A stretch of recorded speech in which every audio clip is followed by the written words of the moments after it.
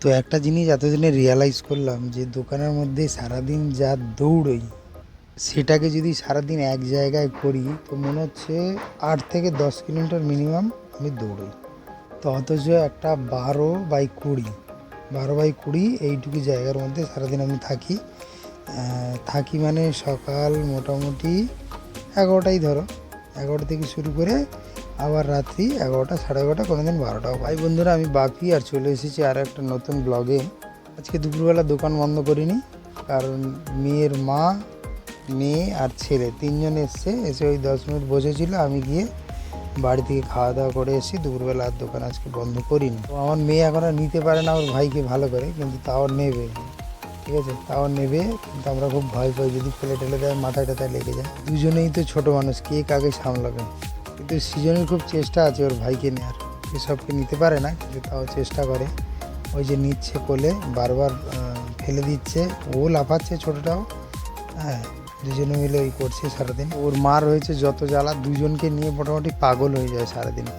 হ্যাঁ, এত দুষ্টুমি করে দুজন, মানে কি করবে ওর মা, মাঝে মধ্যে একদম বিরক্ত জিনিস দেখছি। আজকাল সৃজনীর কিন্তু দুষ্টুমি অনেক বেশি বেড়ে গেছে ওর ভাই হওয়ার পর থেকে। ও আগে হয়তো অতটা দুষ্টু ছিল না, কিন্তু ভাই হওয়ার পর থেকে ওর দুষ্টুমির লেভেলটা অনেক বেশি বেড়ে গেছে। এখন সৃজনীর প্রথম বায়না হলো, বাড়ি গেলে ব্যাগটা হয়তো নিয়ে গেছি, ঘেমে একদম স্নান করে গেছি, প্রথম বায়না হলো বাবা তুমি কোলে নাও। কিছুতেই কোনো কথা হবে না, তুমি আগে কোলে নাও, তারপর তুমি ব্যাগ রাখো, তারপর তুমি জামা কাপড় চেঞ্জ করো, কিন্তু প্রথম কথা হলো তুমি কোলে নাও। ওর মা বকাঝকা দেয় যে বাবা সবই এসছে গরম থেকে, ঘেমে গেছে, তুই বস আগে, বাবা একটু হাওয়া খেয়ে নিক তারপর নেবে। কিন্তু কিন্তু আমি বকাবকি করি না, কারণ প্রত্যেকটা বাচ্চারই একটা শৈশব বলে থাকে, যেই টাইমটাতে ওরা বাবা মাকে সব থেকে বেশি চায়। আর সেই জন্য নিজেদের যতই সমস্যা হোক, যতই অসুবিধা হোক, আমি কিন্তু কখনো ওটা প্রতিবাদ করি না বা বকাঝকা দিই না। যেমন কালকে দুপুরবেলা টকটকে রোদ্দুর, ভীষণ রোদ্দুর, আমি যাব 1 বস্তা আটা আনতে আর একটা তেলের পেটি, ঠিক আছে, ও বাবু যাবে আমার সঙ্গে।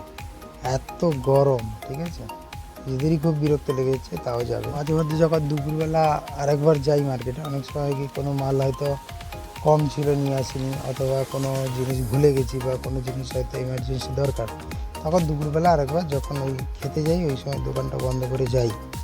তো যদি 2-1টা মাল আনতে হয়, গাড়িটা খালি থাকে, তখন একটু নিয়ে যাই মেয়েটাকে, কারণ ও সারাদিন ঘরের মধ্যে থাকে আর ওই শুধু মায়ের কাছে সারাদিন ডিস্টার্ব করে, যদি একটু ঘুরে এলে ওর ভালো লাগে। এখন বন্ধুরা, আমার ছোটোবেলাটা যদি বলি, আমার ছোটোবেলায় কিন্তু আমি বাবা মাকে খুব কাছে পাইনি, কারণ আমরা থাকতাম দক্ষিণ চব্বিশ পরগনার একটা প্রত্যন্ত গ্রামে, আর বাবা মা থাকতো এখানে। তার মানে আমরা এখন যে দোকানদারি করছি কলকাতা কেষ্টপুর, এখানে বাবা মা থাকতো।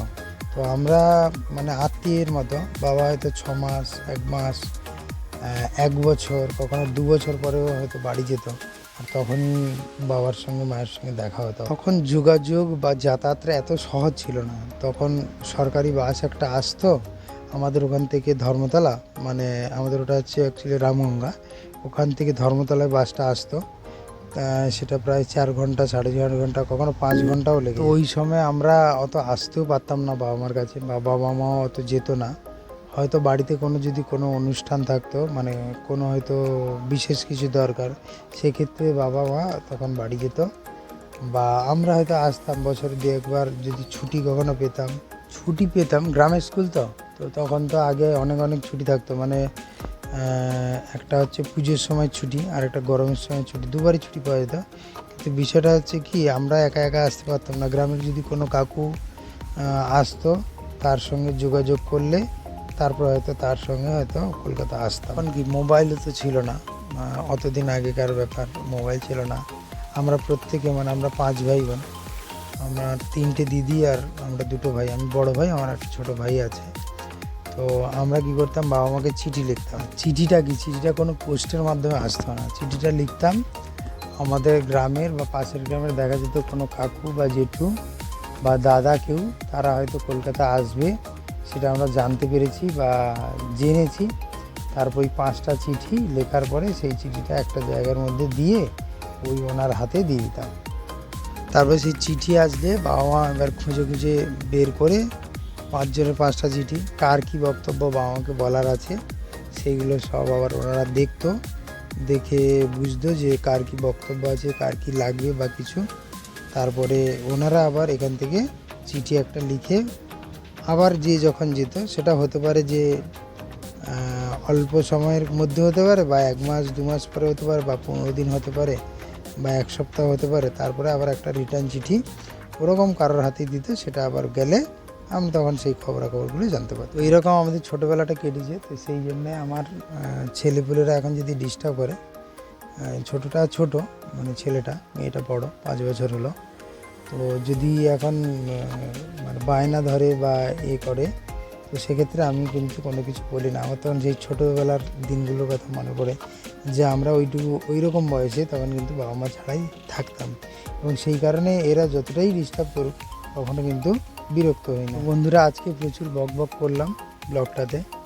তো তোমরাও যদি কারোর এরকম পরিস্থিতি হয় যে ছোটোবেলাটা এরকম কেটেছে, বা কারোর কেটেছে কি না সেটা কমেন্টে জানিও। আর তো বন্ধুরা, আজকের ব্লগটা এখানেই রাখছি। ভিডিওটা এতক্ষণ দেখার জন্য প্রত্যেককে অনেক অনেক ধন্যবাদ। নমস্কার, সবাই অনেক ভালো থেকো।